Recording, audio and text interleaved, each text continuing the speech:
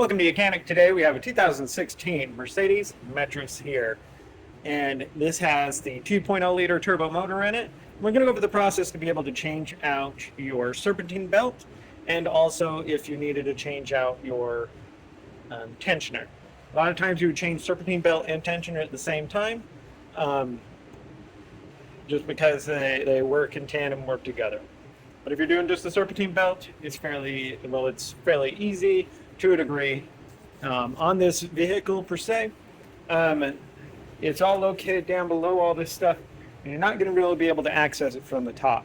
I have removed the air box and just sat that up there, and then I'll show you the fact that it's very hard, or there's not really any space to be able to access it from up top without removing basically the whole grill, upper arms here to be able to even get access. But you can really do it fairly easy from up the bottom. So looking at it from the top, we don't get a whole lot of space or access. We've got all these different sensors, oil, filter housing, and all of this other stuff that's in the way.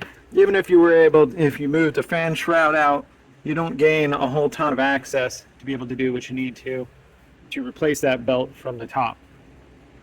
So your best option is just remove the skid pan or the splash shield from the bottom and be able to do it from the bottom, and you're going to do a lot more of filling your way to do it that way, but it's the best way. So one thing to note on our Mercedes Metris right here, we have our belt diagram here, and this is a Metris 2.0 turbo or the 274 motor that Mercedes has. So we have our water pump over here, we have our idler pulley here, and alternator, AC compressor, and then the crankshaft right here with our tensioner here. So smooth side around the tensioner, water pump rib side, idler smooth side, alternator rib, AC rib, and rib around the crankshaft pulley. So this is how the belt diagram runs.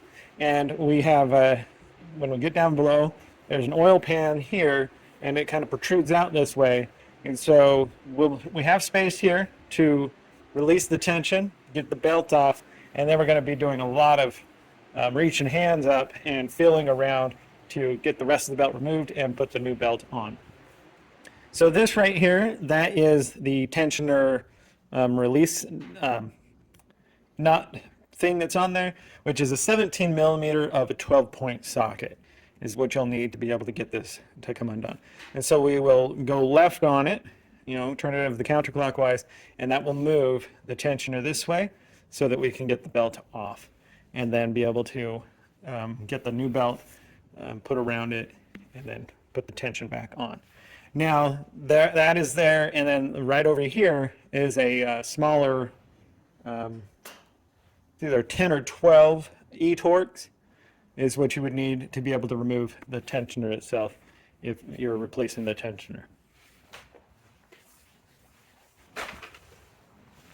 So we're going to go down below and we're going to just do what we can. It's not going to probably be the best visual of how this project goes or where you'll maybe really be able to see a whole lot, but we'll see.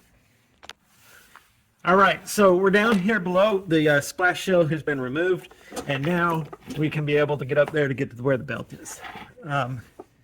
So we have our belt here that comes around our AC compressor and goes straight up around our alternator. But right here, just on the top of the AC compressor, is where the tensioner is. And we have a little, it's a nut that is it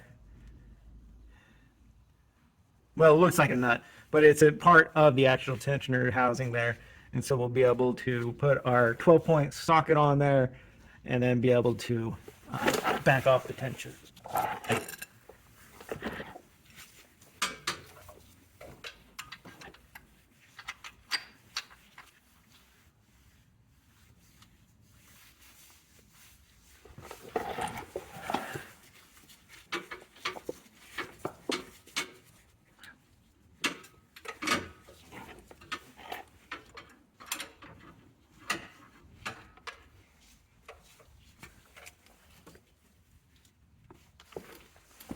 All right, so we went in the counterclockwise, and then that way we get the tension off. We pulled the belt off, and then we have our tension released. And so now we can remove the belt from all the other pulleys and get that out of there. And it's just going to be a lot of reaching up from both sides and working it off, and then being able to put it back on there. And then when we get there, just gonna let this back the tension, get the belt around there, and pull it out. Not gonna be a whole lot of visual for this, so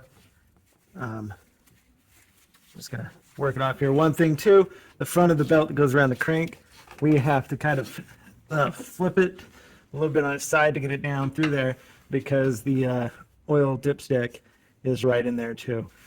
So it's a lot of moving around there to get it into place there. And so we would just get the belt wrapped back all around, following the belt diagram, and then being able to do the visual that we have all the ribs in where they need to be. All right, so there's your visual of your serpentine belt. So if we come from what would be the right side of the vehicle, right side of the oil pan, right where the drain plug is, right down here, and right up here, and that way we have some decent access and space to reach our hand in there and get everything on the belts on the pulleys where they need to go, following the belt diagram, and being able to install that. And after that being done, then just be able to release the tension. I'm going to pull out that pin that I put in there to put the tension on there. And that'd be the replacement of your serpentine belt on a 2.0 turbo motor, or more importantly, the 274 liter or 274 engine that is in your Mercedes vehicles. Thanks for watching Mechanic, where you can be the mechanic.